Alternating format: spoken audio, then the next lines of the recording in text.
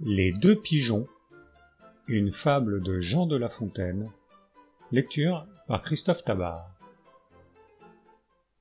Deux pigeons s'aimaient d'amour tendre. L'un d'eux, s'ennuyant au logis, fut assez fou pour entreprendre un voyage en lointain pays. L'autre lui dit : « Qu'allez-vous faire ? Voulez-vous quitter votre frère ? L'absence est le plus grand des maux.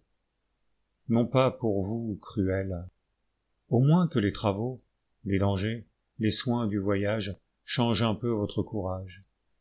Encore si la saison s'avançait davantage. Attendez les zéphyrs.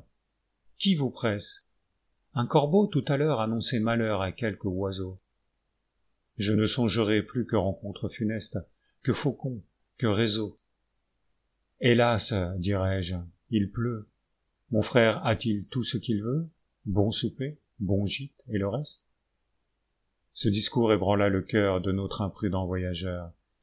Mais le désir de voir et l'humeur inquiète l'emportèrent enfin. Il dit : « Ne pleurez point. 3 jours au plus rendront mon âme satisfaite. Je reviendrai dans peu conter de point en point mes aventures à mon frère. Je le désennuierai. Quiconque ne voit guère n'a guère à dire aussi. Mon voyage dépeint vous sera d'un plaisir extrême. Je dirai : j'étais là, telle chose m'avint. Vous y croirez être vous-même. » À ces mots, en pleurant, il se dit adieu. Le voyageur s'éloigne, et voilà qu'un nuage l'oblige de chercher retraite en quelques lieues. Un seul arbre s'offrit, tel encore que l'orage maltraita le pigeon en dépit du feuillage. L'air devenu serein, il part tout morfondu, sèche du mieux qu'il peut son corps chargé de pluie. Dans un champ à l'écart voit du blé répandu, voit un pigeon au pré, cela lui donne envie. Il y vole, il est pris. Ce blé couvrait d'un lacs les menteurs et traîtres appâts. Le lacs était usé, si bien que de son aile, de ses pieds, de son bec, l'oiseau le rompt enfin.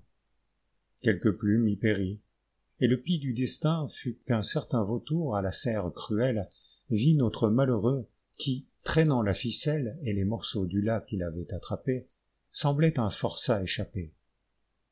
Le vautour s'en allait le lier, quand des nues font à son tour un aigle aux ailes étendues. Le pigeon profita du conflit des voleurs, s'envola, s'abattit auprès d'une masure, crut pour ce coup que ses malheurs finiraient par cette aventure.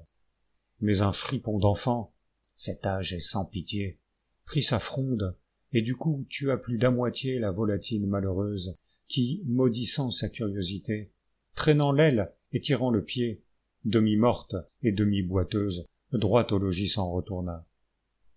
Que bien que mal elle arriva sans autre aventure fâcheuse. Voilà nos gens rejoints, et je laisse à juger de combien de plaisirs ils payèrent leur peine. Amants, heureux amants, voulez-vous voyager ? Que ce soit aux rives prochaines. Soyez-vous l'un à l'autre un monde toujours beau, toujours divers, toujours nouveau. Tenez-vous lieu de tout, comptez pour rien le reste. J'ai quelquefois aimé. Je n'aurais pas alors contre le Louvre et ses trésors, contre le firmament et sa voûte céleste, changé les bois, changé les lieux honorés par les pas, éclairés par les yeux de l'aimable et jeune bergère, pour qui, sous le fils de Cythère, je servis, engagé par mes premiers serments. Hélas, quand reviendront de semblables moments, faut-il que tant d'objets si doux et si charmants me laissent vivre au gré de mon âme inquiète ?